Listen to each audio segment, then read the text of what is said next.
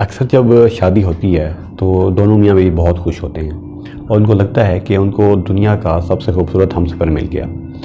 جیسے ہی شادی کا کچھ عرصہ گزرتا ہے تو ان کو معلوم ہوتا ہے ان کے درمیان تو بہت زیادہ اختلافات پائے جاتے ہیں۔ ان کو لگتا ہے ہمارے مزاج نہیں ملتے، ان کو لگتا ہے ہمارے مائنڈ چینج ہیں اور ہم ایک دوسرے کے ساتھ سروائیو نہیں کر سکتے۔ یہ مسائل تب آتے ہیں اب اگر عام روٹین میں دیکھا جائے تو کوئی بھی ایک انسان دوسرے انسان سے مطابقت نہیں رکھتا۔ ہر انسان کا مائنڈ سیٹ چینج ہے، ہر انسان کا مزاج چینج ہے، کیونکہ ہر انسان مختلف حالات سے گزر کے آیا ہوتا ہے۔ اور خاص طور پر اگر دیکھا جائے تو ایک ہی گھر میں پائے جانے والے بہن بھائیوں کے مزاج مختلف ہوتے ہیں۔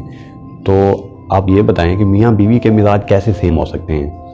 بہرحال کچھ جگہوں پہ سیم ہوتا بھی ہے، لیکن اکثر ایسے دیکھنے میں آیا ہے کہ ان کے مزاج نہیں ملتے اور مسئلہ کھڑا ہو جاتا ہے۔ بیسیکلی مسئلہ وہاں ہوتا ہے جب وہ ایک دوسرے کی چھوٹی چھوٹی خامیوں کو پکڑ کے بیٹھے ہوتے ہیں اور ان کو بتا رہے ہوتے ہیں کہ آپ نے وہاں غلطی کی ہے، یہ کام ایسے نہیں کرنا چاہیے تھا، دروازہ بند ایسے کرنا چاہیے تھا، آپ ایسے کیوں بیٹھے ہوئے ہیں، یا آپ نے پردہ کیوں نہیں کیا۔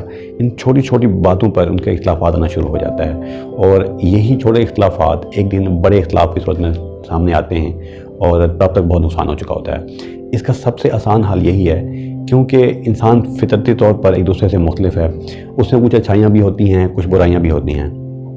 اگر آپ کا پارٹنر آپ کے لیے کوئی اچھا کام کرتا ہے یا شروع سے لے کر اب تک کوئی بھی اچھے کام اس نے آپ کے لیے کیے ہیں تو آپ ان کو یاد کریں اور ان کو اپنے پاس لکھ لیں۔ اگر آپ اس کو اپنے موبائل میں لکھ سکتے ہیں تو یہ سب سے بہتر حل ہوگا۔ جب آپ کو ریئلائز ہو کہ آپ کا پارٹنر بہت برا ہے، اس میں بہت بری عادات ہیں، آپ ان موبائل کو اوپن کریں اور اس کی وہ اچھی عادات جو آپ نے ایک بار لکھی تھیں ان کو ایک بار دہرا لیں اور کوشش کریں کہ اگر دن میں ایک دفعہ آپ ان عادات کو ریڈ کر لیں یا کوئی اور عادت جو آپ کو اچھی لگتی ہے اس میں ایڈ کر لیں، یا کوئی نیا اچھا کام جو آپ کا پارٹنر کرتا ہے آپ اس کو ایڈ کر لیں، تو اس طرح وہ لسٹ بڑھتی جائے گی۔ جب آپ اس کو دیکھیں گے تو آپ کا مینٹلی بیہیویئر، آپ کا مائنڈ سیٹ دوسرے پارٹنر کے لیے پازیٹیو ہونا شروع ہو جائے گا۔ اگر دونوں میاں بیوی یہی کام کرنا شروع کر دیں، ایک دوسرے کے پازیٹیو پہلوؤں کو دیکھنا شروع کر دیں، تو وہ ایک دوسرے کے لیے فیوریٹ ہسبینڈ یا وائف ثابت ہو سکتے ہیں۔